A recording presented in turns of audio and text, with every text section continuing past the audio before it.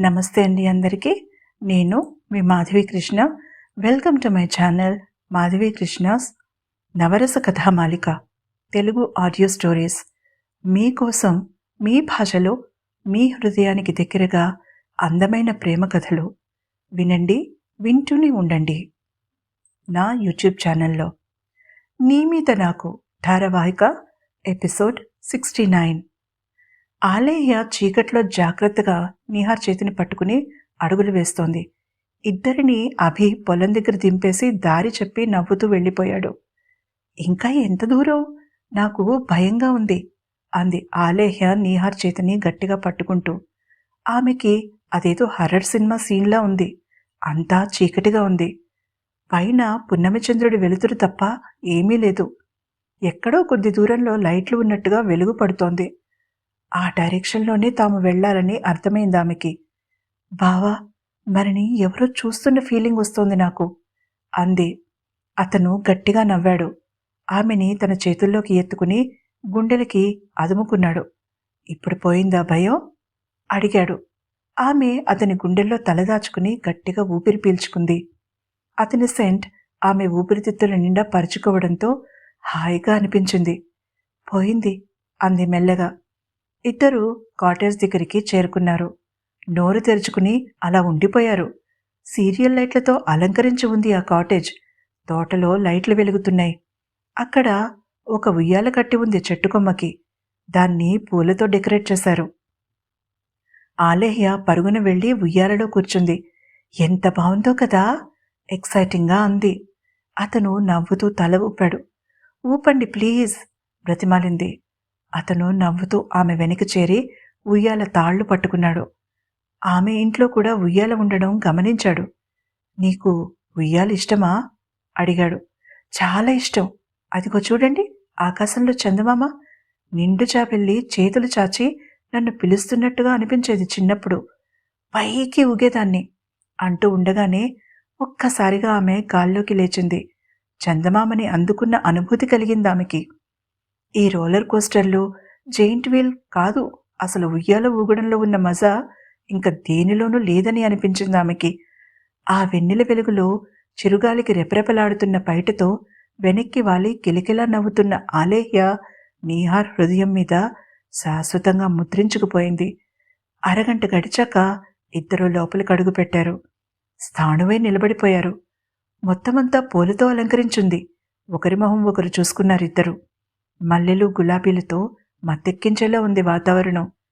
నిహార్ మెల్లగా తలుపు లాక్ చేసి తోటలో లైట్ ఆపేశాడు. ఒక్కొక్క గది చూసుకుంటూ వెళ్లారు. మధ్య గదిలోకి అడుగుపెట్టగానే ఆలేహ్య మొహంలో ఆశ్చర్యం, ఆనందంతో పాటుగా సిగ్గు కూడా తొణికిసలాడింది. అక్కడ విశాలమైన మంచం పూలతో అలంకరించి ఉంది. టేబుల్ మీద ఒక ఎన్వెలప్ ఉంది. నిహార్ వెళ్లి ఆ కవర్ ఓపెన్ చేసి చూశాడు. కంగ్రాట్స్, కొత్తగా పెళ్లైన జంటకి. ఇది రహస్యమని నాకు తెలుసు. అందుకే చాలా తక్కువ మందికి ఈ విషయం తెలుసు. ఈ కాటేజ్ నేనే స్వయంగా డెకరేట్ చేశాను. నాది లక్కీ హ్యాండ్ అంటారు. మీరు జీవితాంతం ఇలాంటి రాత్రులు గడపాలని దీవిస్తూ మీ ధ్రువ్. పిఎస్, ఉదయం 5 గంటలకల్లా మీరిక్కడుండాలి. అప్పుడు కాటేజ్ క్లీన్ చేసేయచ్చు ఎవరికీ తెలియకుండా. లెటర్ చివర కన్ను కొడుతున్న స్మైలీ ఎమోజీ వేశాడు. ధ్రువ్ ఆలేహ్య వైపు తిరిగి చెప్పాడు నవ్వుతూ నిహార్. ఆమెకి ఏం చెప్పాలో అర్థం కాలేదు. నిన్న లేనిది ఈ రాత్రి ఈ బిడియం ఎందుకో ఆమెకి అర్థం కాలేదు. గుండె అదురుతుంటే కింది పెదవి మునిపంట నొక్కిపెట్టి అటూ ఇటూ చూస్తూ నిలబడింది. తన వైపు తప్ప అన్ని వైపులా చూస్తున్న ఆమెని గమనించి నవ్వుకున్నాడు నిహార్. ఆమె వైపు అడుగులు వేశాడు. ధ్రువ్ కష్టాన్ని వేస్ట్ చేయకూడదు మనం, అవునా అన్నాడు ఆమె తలని సున్నితంగా తన వైపు తిప్పుకుంటూ. సిగ్గుభారంతో వాలిపోయిన ఆమె కళ్ల మీద ముద్దు పెట్టుకున్నాడు నిహార్. తిరిగి మనకి ఈ అవకాశం ఎప్పుడు దొరుకుతుందో తెలీదు ఆలు. ఇప్పుడు ఈ క్షణం ఆనందించడమే మనకి ధ్రువ్ ఇచ్చిన అద్భుతమైన గిఫ్ట్. ఈ రాత్రి నా జీవితంలో ఎప్పటికీ మర్చిపోలేను. నీకు మన మొదటి రాత్రి ఎంతో స్పెషల్గా చేయాలని అనుకున్నాను, కానీ నా చేతుల్లో లేకపోయింది. ఈ రెండో రాత్రిని ధ్రువ్ మన మొదటి రాత్రిగా మలిచాడు. జీవితంలో ఈ గిఫ్ట్ని నేను మర్చిపోలేను. ఈ రాత్రి మనకి, ముఖ్యంగా నీకు స్పెషల్ చేశాడు అంటూ ఆమెను చేతుల్లోకి ఎత్తుకుని మంచం వైపుకు నడిచాడు. రాత్రితో పాటుగా ఆమె కూడా అతని చేతుల్లో కరిగిపోయింది. హఠాత్తుగా మెలకు వచ్చింది నీహార్కి. గదంతా గాఢాంధకారం అలుముకుంది. తను బెడ్లైట్ వేసినట్టు గుర్తు. పక్కకి తిరగబోయాడు. సాధ్యం కాలేదు.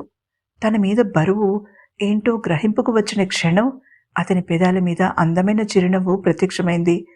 చేతికున్న డిజిటల్ వాచ్ చూసుకున్నాడు. అర్ధరాత్రి దాటి 2 గంటలవుతోంది. తాము నిద్రలోకి జారుకుని అరగంట కూడా కాలేదు. మరి అంత హఠాత్తుగా మెలకువెందుకొచ్చినట్టు?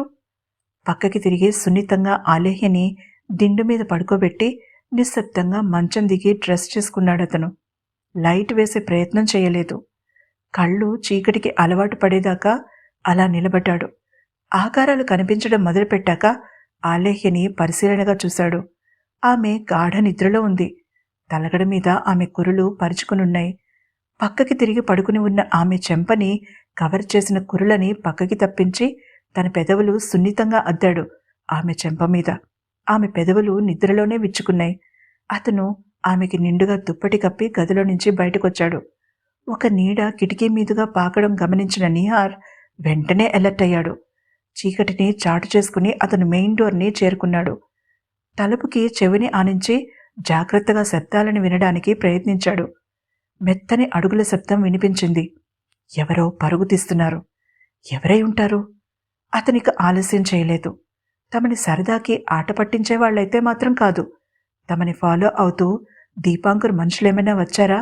లేక అరుణ్ పేరు తలుచుకోగానే పిడికెళ్లు బిగుసుకున్నాయి. ఖచ్చితంగా అరుణ్ అన్న నిర్ధారణకి వచ్చాడతను. మెల్లగా తలుపు తెరుచుకుని బయటకొచ్చాడు.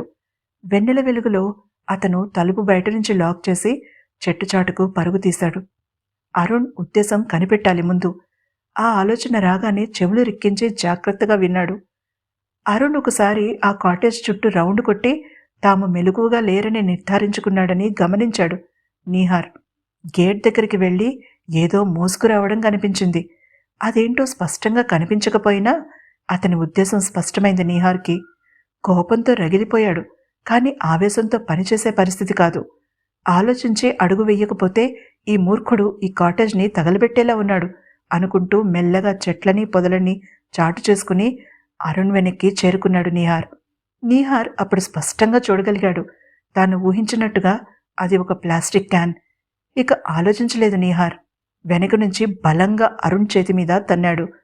ఊహించని అటాక్ కావడంతో ప్లాస్టిక్ క్యాన్ని వదిలేశాడు అరుణ్. అక్కిపెట్టి కూడా కింద పడింది. ఇక కోపాన్ని అదుపు చేసుకోలేకపోయాడు నీహార్. అరుణ్కి ఊపిరి పీల్చుకునే అవకాశం ఇవ్వలేదు. దెబ్బ మీద దెబ్బ కొడుతూనే ఉన్నాడు అరుణ్ ఇక ఎదురించలేని పరిస్థితికి వచ్చేదాకా. స్పృహ తప్పి కింద పడగానే అతని కాళ్ళు చేతులు విరిచి కట్టేశాడు అక్కడ కనిపించిన ట్యూబ్తో. డోర్ లాక్ తీసి లైట్ వేశాడు లోపల. ఆలేహ్యని లేపి డ్రెస్ చేసుకోమని చెప్పి ధ్రువ్కి కాల్ చేశాడు. అంత రాత్రి కాల్ చేసినా అలర్ట్గా ఉన్నట్టుగా ఒక్క రింగుకే ఆన్సర్ చేశాడు ధ్రువ్. 10 నిమిషాల్లో నేను ఇక్కడుంటాను. విషయమంతా విన్నాక చెప్పాడు ధ్రువ్. అన్నట్టుగానే 10 నిమిషాల్లో అక్కడున్నాడు. ఒంటరిగా రాలేదతను. నభతో వచ్చాడు. ప్రిన్స్, నువ్వు ఆలు ఇంటికి వెళ్ళిపోండి. మీరు ఇక్కడున్న విషయం ఎవరికీ తెలియకూడదు. నేను నభ మేనేజ్ చేస్తాం చెప్పి బలవంతంగా వాళ్ళని అక్కడి నుంచి పంపేశాడు. ధ్రువ్, రేపు నీ ఎంగేజ్మెంట్. ఇలాంటి గొడవల్లో ఇరుక్కోకు. నేను చూస్తాను అని నీహార్ ఎంత బ్రతిమాలినా ఒప్పుకోలేదు. ఇది నీ ప్లాన్కి అడ్డుగా మారుతుంది చెప్పి పంపేశాడు. ఇక చేసేది లేక అక్కడి నుంచి వెళ్ళిపోయారు ఆలేహ్య నీహార్. అప్పుడు కాల్ చేశాడు పోలీసులకి ధ్రువ్.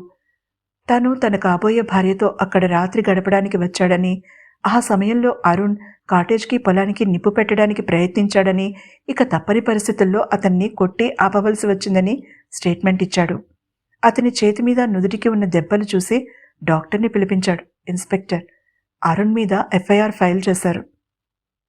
ఎవిడెన్సెస్ జాగ్రత్తగా సేకరించారు కోర్టుకి సబ్మిట్ చేయడానికి. అతన్ని రిమాండ్లో ఉంచడంతో అందరూ తేలికగా ఊపిరి పీల్చుకున్నారు. పెద్దవాళ్ల తిట్లు, చిన్నవాళ్ల అల్లరి కూడా నవ్వుతూ రిసీవ్ చేసుకున్నారు ధ్రువ్, నభ. గిల్టీగా ఫీల్ అవ్వడానికి అవకాశం ఇవ్వలేదు నీహార్కి, ఆలూకి. అతను పనుల్లో ముంచేశాడు. గుర్మై అంటే ఎంగేజ్మెంట్ని పెళ్లిలా సెలబ్రేట్ చేస్తున్న ఆ పంజాబీ ఫ్యామిలీ ఓపెన్ ఇన్విటేషన్ ఇచ్చేసింది. అందరూ ఆహ్వానితులే. మరి మనం కూడా వెళ్దామా? వెళ్దాము అంటే తప్పకుండా తర్వాతి ఎపిసోడ్ని వినండి. ఈ ఎపిసోడ్ని లైక్ చేయండి. అలాగే నా ఛానల్ని తప్పకుండా సబ్స్క్రైబ్ చేసుకోండి. ఇంతవరకు సబ్స్క్రైబ్ చేసుకున్న శ్రోతలందరికీ కూడా నా ధన్యవాదాలు.